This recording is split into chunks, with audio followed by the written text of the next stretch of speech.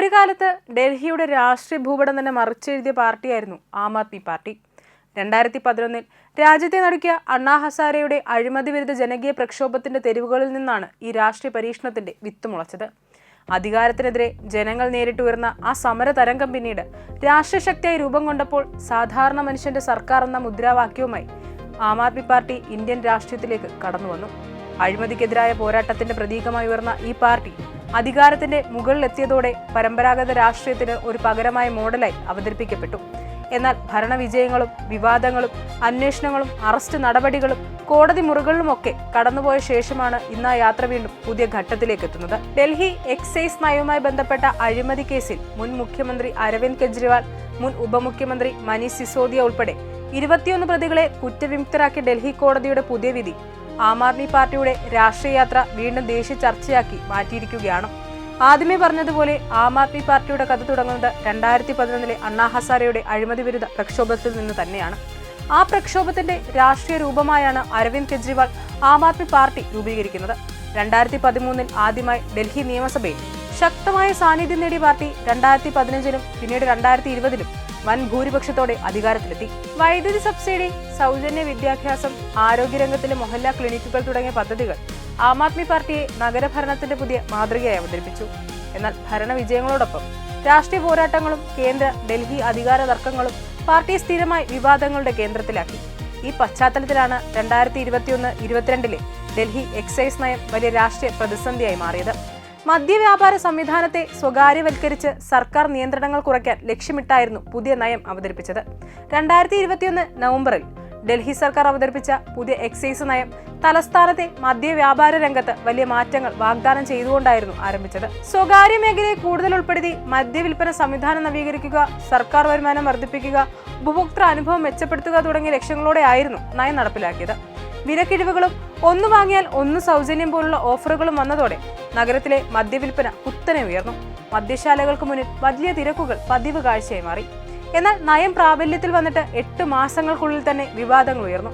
നടപടിക്രമ ലംഘനങ്ങളും ചില സ്വകാര്യ കമ്പനികൾക്ക് അനുകൂലമായ തീരുമാനങ്ങളും ഉണ്ടായെന്ന ആരോപണത്തെ തുടർന്ന് ഡൽഹി ചീഫ് സെക്രട്ടറിയുടെ റിപ്പോർട്ടിന്റെ അടിസ്ഥാനത്തിൽ 2022 ജൂലൈയിൽ നയം പിൻവലിക്കപ്പെട്ടു. ഡൽഹി ചീഫ് സെക്രട്ടറി നരേഷ് കുമാർ തയ്യാറാക്കിയ റിപ്പോർട്ടിൽ നടപടിക്രമ ലംഘനങ്ങളും സാമ്പത്തിക നഷ്ടവും ചൂണ്ടിക്കാട്ടി. Report lieutenant governor Vinay Kumar സക്സേനയ്ക്ക് കൈമാറുകയും തുടർന്ന് കേസ് CBI അന്വേഷണത്തിലേക്ക് നീങ്ങുകയും ചെയ്തു.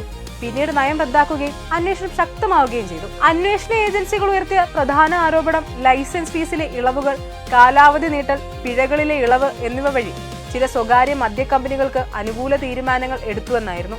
ഇതിലൂടെ 580 കോടിയിലധികം രൂപയുടെ സാമ്പത്തിക നഷ്ടം ഖജനാവിനുണ്ടായിരുന്നുവെന്ന് റിപ്പോർട്ടിലെ വിലയിരുത്തലുകളുണ്ട്.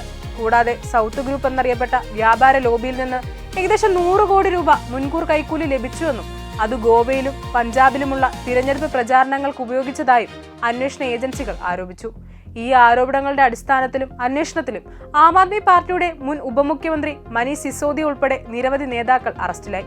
പിന്നീട് രാജ്യസഭാ MP സഞ്ജയ് സിംഗിനെയും പിന്നീട് ഡൽഹി മുഖ്യമന്ത്രി അരവിന്ദ് കെജ്രിവാളിനെ കേസുമായി ബന്ധപ്പെട്ട് അറസ്റ്റ് ചെയ്തതോടെ സംഭവം ദേശീയ രാഷ്ട്രീയത്തിന്റെ കേന്ദ്ര വിഷയമായി മാറി. അതേസമയം ആം ആദ്മി പാർട്ടി നേതൃത്വം എല്ലാ ആരോപണങ്ങളും നിഷേധിച്ച് കേസ് രാഷ്ട്രീയ പ്രേരിതമാണെന്ന് നിലപാട് സ്വീകരിച്ചു. മദ്യനയം സർക്കാർ വരുമാനം വർദ്ധിപ്പിക്കാനും അനധികൃത വ്യാപാരം നിയന്ത്രിക്കാനും ലക്ഷ്യമിട്ടതാണെന്നായിരുന്നു പാർട്ടിയുടെ വാദം. 3 വർഷത്തിലേറെയായി നീണ്ടു നിൽക്കുന്ന അന്വേഷണവും നിയമപരവും രാഷ്ട്രീയപരമായ വലിയ പോരാട്ടമായി മാറിയിരുന്നു. കേസിന്റെ രാഷ്ട്രീയാഘാതം വലിയതായിരുന്നു. അഴിമതിക്കെതിരായ രാഷ്ട്രീയ ശക്തിയായി ഉയർന്ന പാർട്ടി തന്നെ അഴിമതി ആരോപണങ്ങളിൽ കുടുങ്ങിയതോടെ ദേശീയ തലത്തിൽ ആം ആദ്മി പാർട്ടിയുടെ വിശ്വാസ്യത ചോദ്യം ചെയ്യപ്പെട്ടു. അന്വേഷണങ്ങൾ, അറസ്റ്റ് നടപടികൾ, കോടതി വിധികൾ എന്നിവ പാർട്ടിയുടെ രാഷ്ട്രീയഗതിയെ ശക്തമായി ബാധിച്ചു. ഡൽഹിയിൽ അധികാരപരിധി സംബന്ധിച്ച കേന്ദ്ര സംസ്ഥാന തർക്കങ്ങളും ഭരണപരമായ സമ്മർദ്ദങ്ങളും ഈ സാഹചര്യത്തെ കൂടുതൽ സങ്കീർണമാക്കി.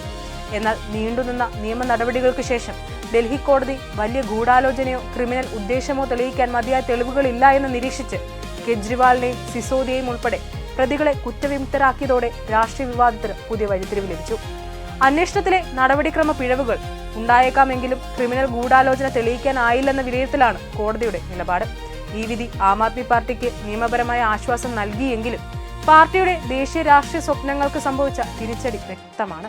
ഡൽഹിയിലെ ശക്തമായ സാന്നിധ്യമായിരുന്നുവെങ്കിലും ദേശീയ തലത്തിൽ വ്യാപിക്കാനുള്ള ശ്രമങ്ങൾ പ്രതീക്ഷിച്ചത്ര വിജയിച്ചില്ല. ഇന്ന് ആം ആദ്മി പാർട്ടി ശക്തമായി ഭരണത്തിലിരിക്കുന്ന ഏക സംസ്ഥാനമായി പഞ്ചാബ് മാത്രമാണ് ശേഷിക്കുന്നത്. 2022 പഞ്ചാബ് വിജയം പാർട്ടിക്ക് വലിയ മുന്നേറ്റമായിരുന്നുവെങ്കിലും മറ്റ് സംസ്ഥാനങ്ങളിലെ രാഷ്ട്രീയ വ്യാപനം മന്ദഗതിയിലായി.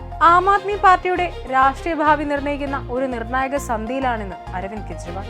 അഴിമതിയുടെ കറപുരണ്ട വിവാദങ്ങളെയും നിയമ പോരാട്ടങ്ങളെയും അതിജീവിച്ച് കുറ്റവിമുക്തനായി പുറത്തു വരുമ്പോൾ ഡൽഹിയിലെ രാഷ്ട്രീയ അന്തരീക്ഷം വീണ്ടും ചൂടുപിടിക്കുകയാണ്. താൻ പടുത്തുയർത്തിയ രാഷ്ട്രീയ നൈതികത വീണ്ടെടുക്കാൻ കെജ്രിവാളിന് കഴിയുമോ എന്നതിനെ ആശ്രയിച്ചിരിക്കും ആം ആദ്മി പാർട്ടിയുടെ അടുത്ത ചുവടുവെപ്പുകൾ.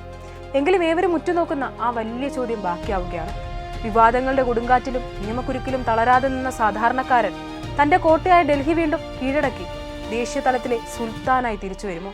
അതോ രാഷ്ട്രീയ സമവാക്യങ്ങൾ മാറിമറിഞ്ഞ പുതിയ കാലത്ത് കെജ്രിവാളിന് തന്റെ പഴയ പ്രതാപം വീണ്ടെടുക്കാനാകാതെ പോകുമോ? വരാനിരിക്കുന്ന തിരഞ്ഞെടുപ്പുകൾ ഈ ചോദ്യത്തിനുള്ള ഉത്തരം മാത്രമല്ല, ഇന്ത്യൻ രാഷ്ട്രീയത്തിന്റെ ദിശ തന്നെ നിശ്ചയിക്കുന്നതായിരിക്കും.